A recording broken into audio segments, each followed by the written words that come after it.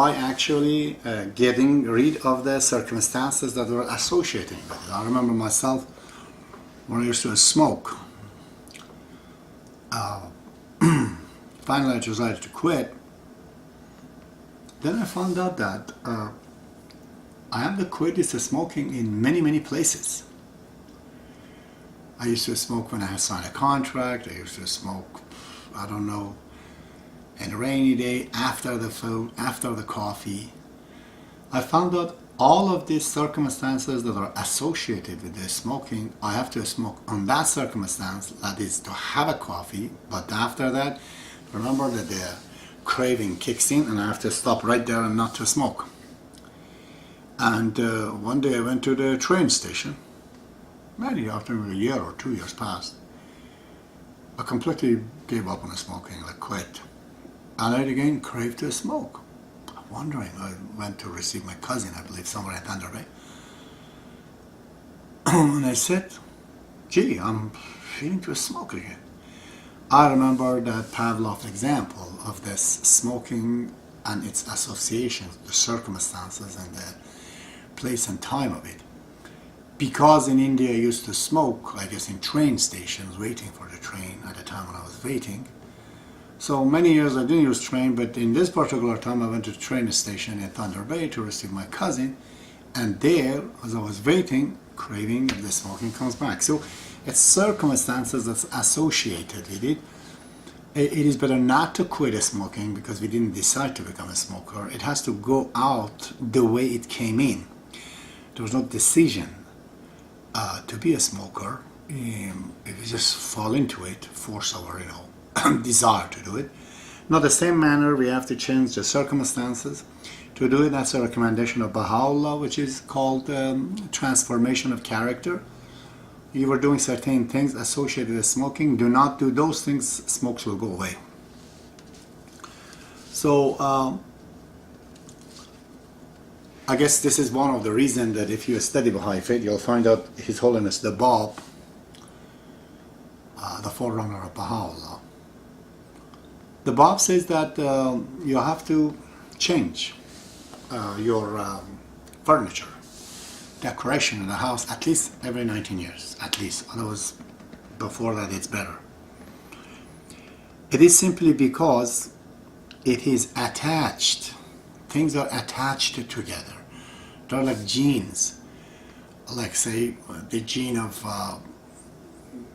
good, delicious milk is associated with the gene of amount of the milk. So the cows with the delicious milk may be having just a little milk.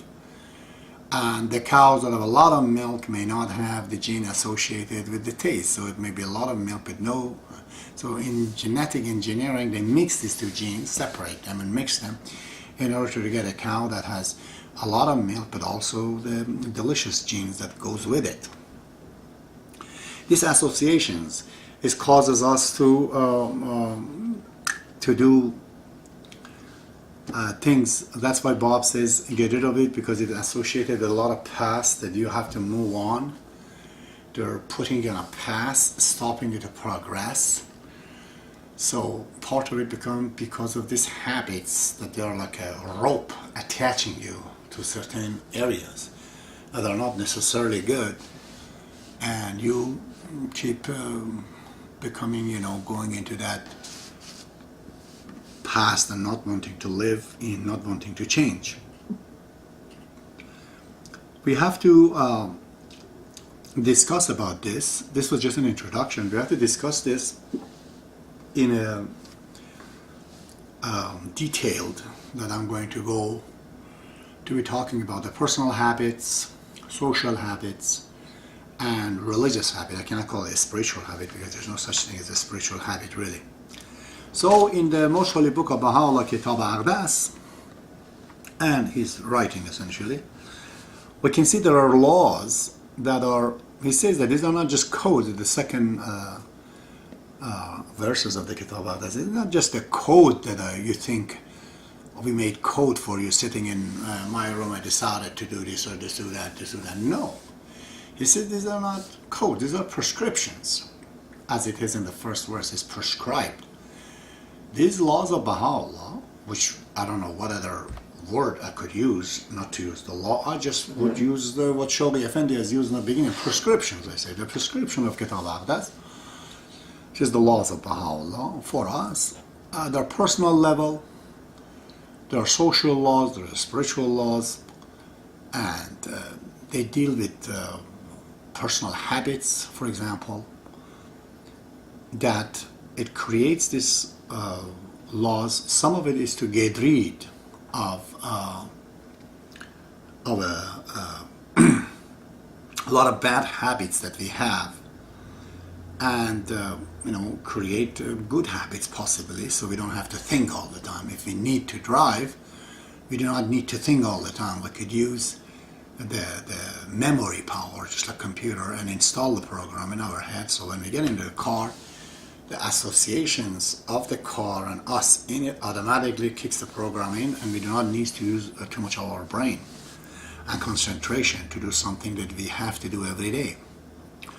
Like some of the carpenters that I work with all the time, they could look at you and talk and just bang on the nails on the hammer at different areas, and others, just like a typist, they would do it. So Baha'u'llah basically in the Kitab al-Aqdas recognizes this problem. As to be bad, as a lot of us we know, some of these habits are utterly bad, harmful. Some of them are make us weak. People can misuse us, can exploit us because of our habit that we have and what we do. Essentially, we need the willpower in charge, the controlling power.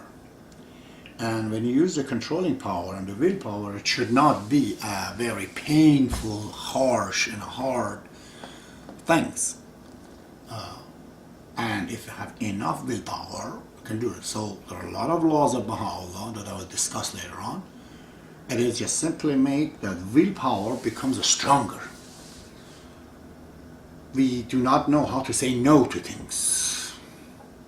In a pragmatic society that we have, is all consuming, consumptions attitude that we have.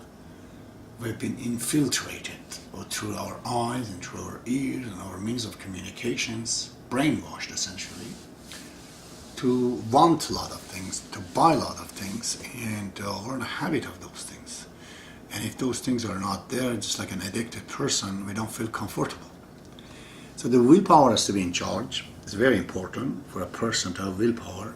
And if the will is there, it's so simple for a person to just go from one end to another. As we know, always the spiritual people in the world of humanity, they have demonstrated a lot of willpower, which is essentiality of a human being.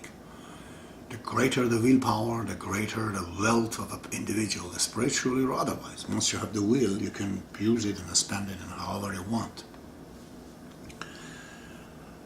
And the second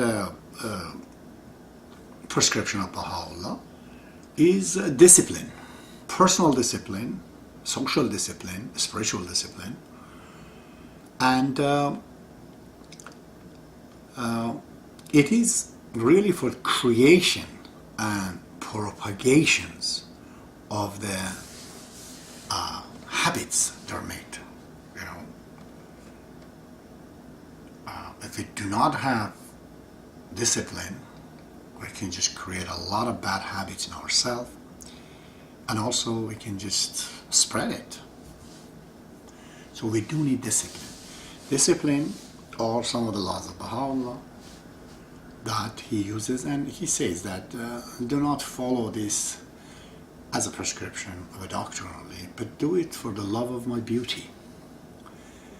If you look at your God and how much contemplate on that, his love for you, so many creations of so many animals in the sea, in the world, so many trees, so many things that you cannot even name. I'm ashamed of myself that I cannot even name the favor and the grace of God to me. My brain is too puny to even thank him for the things that he has created, that I could go learn it and enjoy it so much.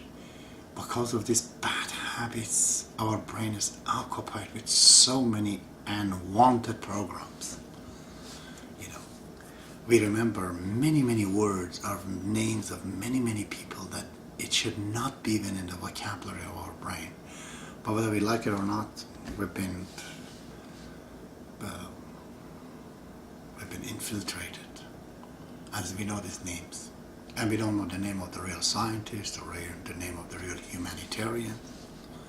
Nobody in the West knows the name of Baha'i and 25,000 followers that martyred for the sake of humanity all over the world for spread of the serious love. So we have to find out very well ourselves and others who want to exploit us and our ignorance, which is the biggest conspiracy against us, to remove this and gain the control